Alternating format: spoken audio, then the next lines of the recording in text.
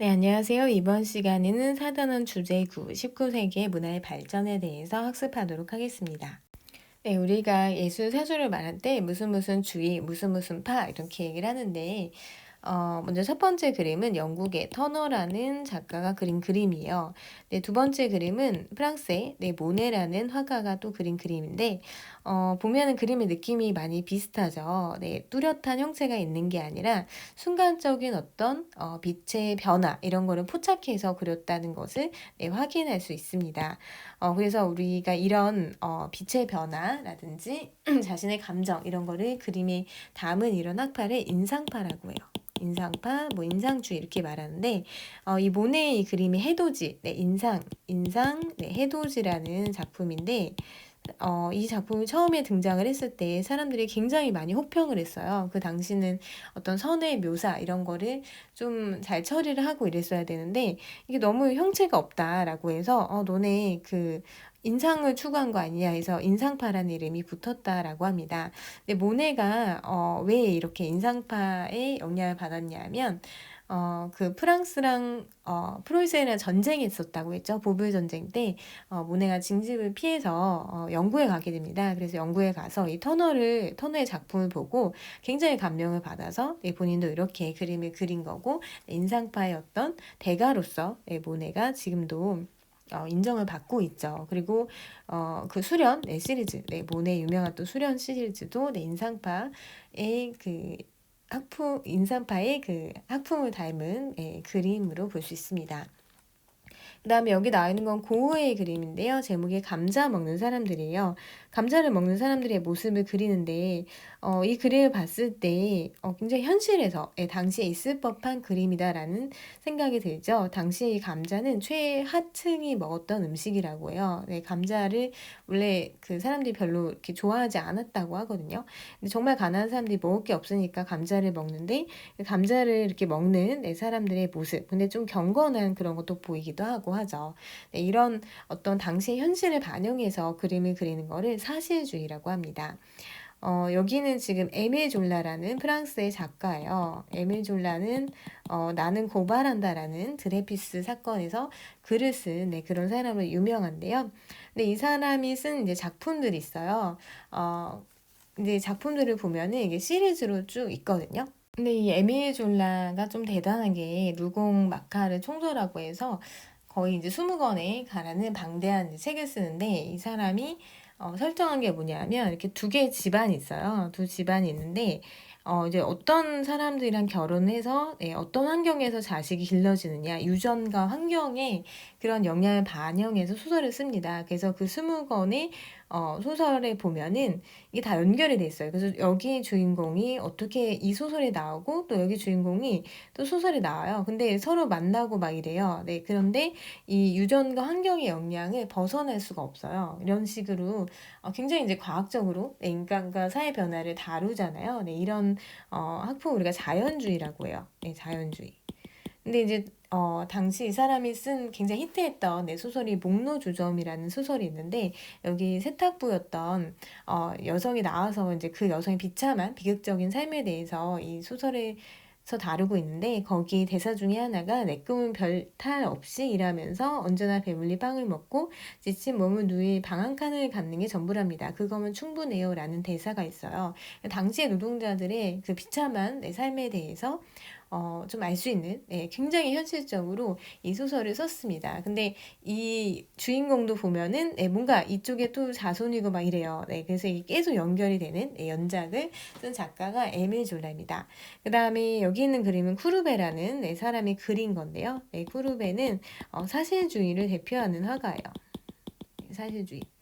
당시에 이런 그림을 보면은 평범한 사람들이 보통 등장하진 않거든요. 당시에는 뭐 귀족들이 그림을 샀기 때문에 귀족이라든지 아니면 뭐 고전주의 영향을 받아서 뭐 어떤 좀 신이라든지 아니면 좀 뭔가 이렇게 종교적인 그런 사람들이 그림에 등장했는데 이 그림은 장례식을 그렸는데 일반인들이 등장을 하고 있어요. 그리고 굉장히 이게 좀 세심하게 묘사한 게 장례식이 되게 슬퍼야 되는 건데 사람들의 표정을 보면은 슬퍼하지 않는 사람도 있어요. 예, 그리고 뭐 딴 데 보고 딴 생각하는 사람들도 있거든요. 굉장히 이걸 사실적으로 그렸죠. 네, 그래서 이런 것을 이제 사실주의라고 우리가 이야기를 합니다.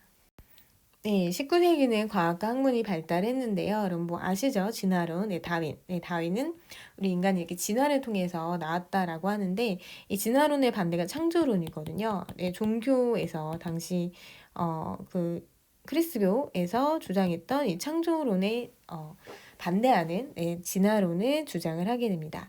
그리고 뭐 유전의 법칙 멘델, 에디슨은 전구와 측은기를 발명을 했고요. 그리고 사상과 학문이 발달했는데 공리주의는 많을수록 좋은 거예요. 네, 많을수록 그러니까 어떤 이익이 많이 발생할수록 좋은 게 공리주의고요.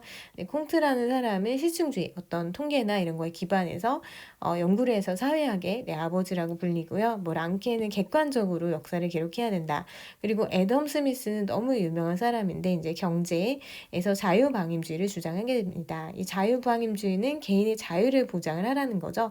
그래서 정부는 이 개인의 시장의 활동 이거를 개입하면 안 된다라고 보는 거예요. 정부 개입을 최소화해야 된다라고 보는 게 자유방임주의입니다. 그리고 개인의 자유를 보장을 할 때 공공의 이익도 증가한다. 네, 이렇게 봤고 어떤 시장에서 문제가 생기면 보이지 않는 손이 나타나서 다 해결해준다. 이렇게 주장을 했습니다.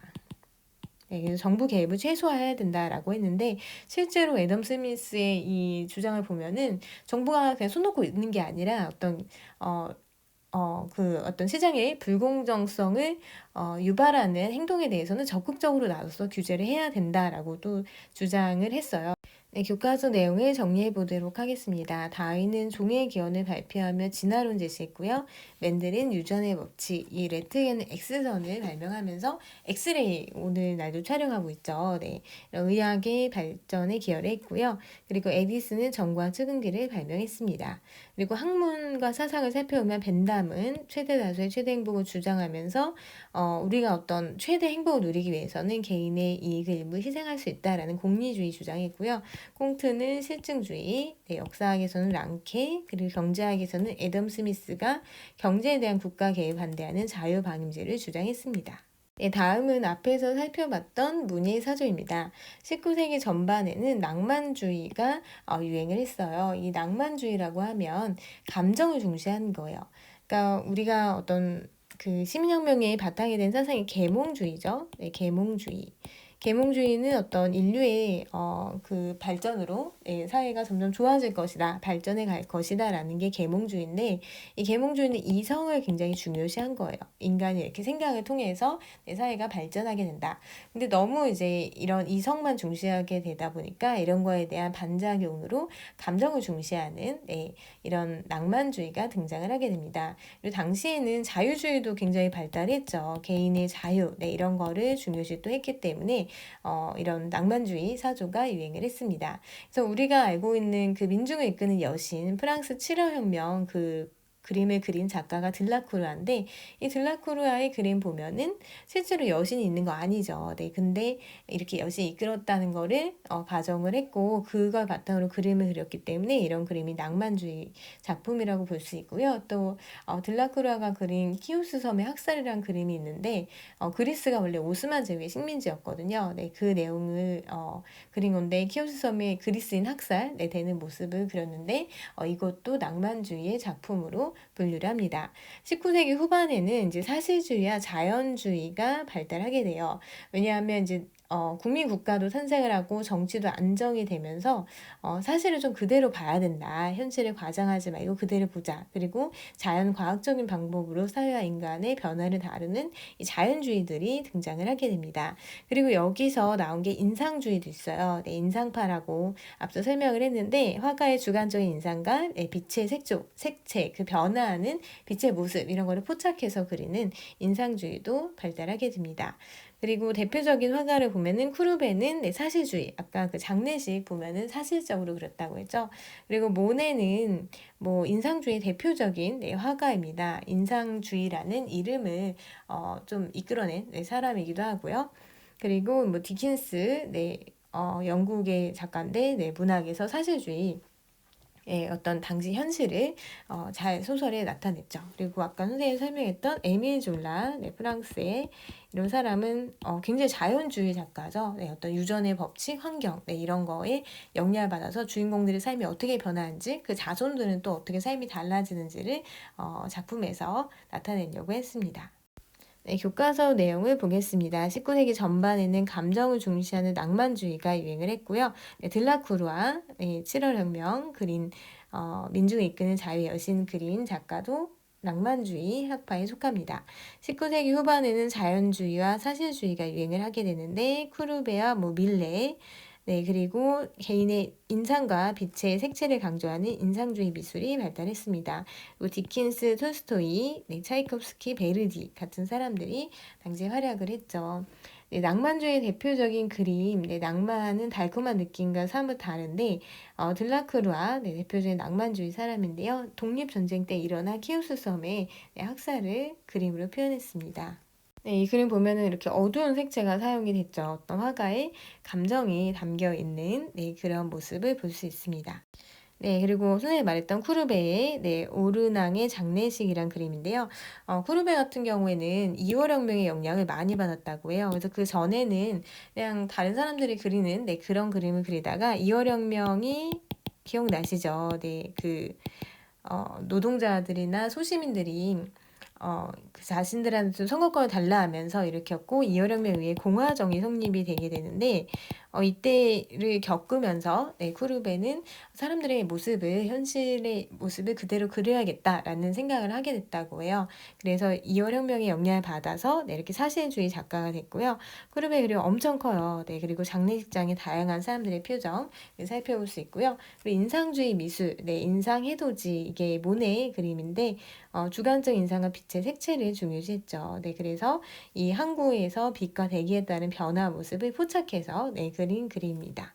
지금까지 배운 내용을 정리해 보도록 하겠습니다. 19세기 과학의 발전과 관련이 없는 것은 리을이죠. 뉴턴의 만류 인력의 법칙은 우리가 절대 왕정기 하면서 그때 문화로 나왔습니다. 그 다음에 2번 벤담은 최대 다수의 최대행복을 주장하며 다수의 이익을 위해서는 각 개인이 일부를 희생할 수 있다. 이거를 공리주의라고 합니다. 경제학에서는 애덤 스미스가 경제에 대한 국가 개입을 최소화해야 된다라는 자유의 방임주의를 주장했습니다. 19세기 전반에는 개인의 감정을 중시하는 낭만주의가 유행을 했죠. 19세기 후반에는 현실에 있는 그대로 묘사하는 사실주의와 자연주의가 유행했습니다.